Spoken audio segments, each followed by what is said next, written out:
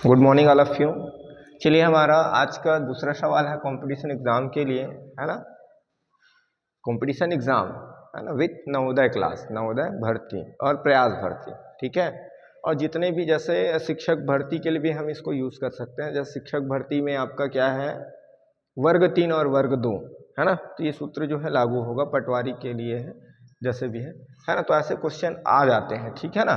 तो यहाँ पर देखिए संख्याओं के योगफल से संबंधित प्रमुख सूत्र और उदाहरण, ठीक है। हमारा पहला सूत्र क्या है, प्रथम n प्राकृत संख्या, प्रथम n प्राकृत संख्याओं का योगफल। सूत्र क्या है, n गुना n प्लस 1/2, है ना। सपोज हमारे पास उदाहरण है ना। उदाहरण, एक छोटी संख्या को हम लेकर चलते हैं, ठीक। प्रथम 10 प्राकृत संख्याओं का योगफल ज्ञात कीजिए, है ना। संख्याओं का योगफल ज्ञात कीजिए।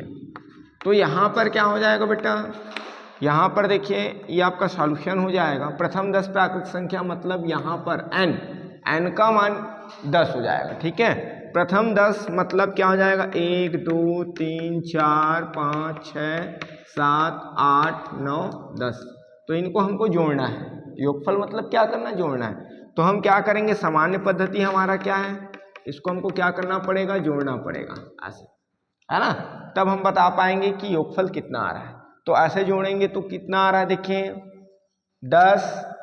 10, इसके बाद देखिए 9 और 1 10 20, है ना। 8 और 2 30, है ना। 7 और 3 40, और ये आपका 50 55, ठीक है। बट ये तो हम जोड़ रहे हैं, है ना।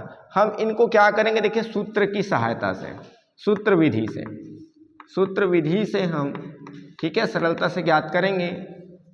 यहां पर क्या लिखेंगे, प्रथम 10 प्राकृत संख्या, प्राकृत संख्याओं का योग, है ना। तो यहां पर देखिए n मतलब हो जाएगा आपका क्या, 10, n मतलब क्या हो जाएगा 10। और ये n प्लस 1 मतलब क्या हो जाएगा, n प्लस 1 10 और 1 11/2।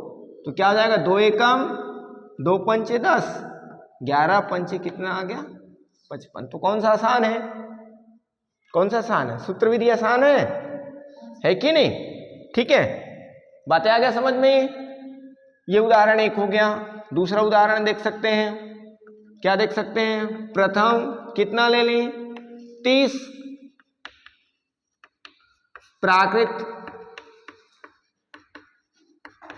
संख्याओं का योग ज्ञात कीजिए, ठीक है। तो यहां पर हम क्या करेंगे, देखिए सूत्र सीधा योगफल, डायरेक्ट हम योगफल ज्ञात कर रहे हैं। किसका योगफल ज्ञात कर रहे हैं, प्रथम 30 किसका, प्राकृत संख्या, प्राकृत, यहां लिख देते हैं, प्राकृत संख्याओं का योगफल क्या हो जाएगा बेटा, चलिए बताइए।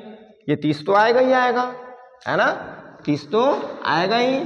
30 में हमको क्या जोड़ना है, एक जोड़ना है, तो हो जाएगा 31 बटा क्या हो जाएगा 2। आगे बात समझ में कि नहीं आया।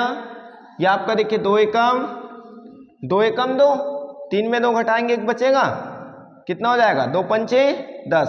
अब 15 गुना 31 मतलब ये आपका 15 एकम 15 का 5 हाथ में ही 1, 15 तिया 45, 45 में 1 जोड़ेंगे 46। तो देखिए प्रथम 30 प्राकृत संख्याओं का योगफल कितना हो जाएगा, 465, ठीक है। आया बातें समझ में कि नहीं आया, बहुत आसान है कि नहीं, ठीक, ओके।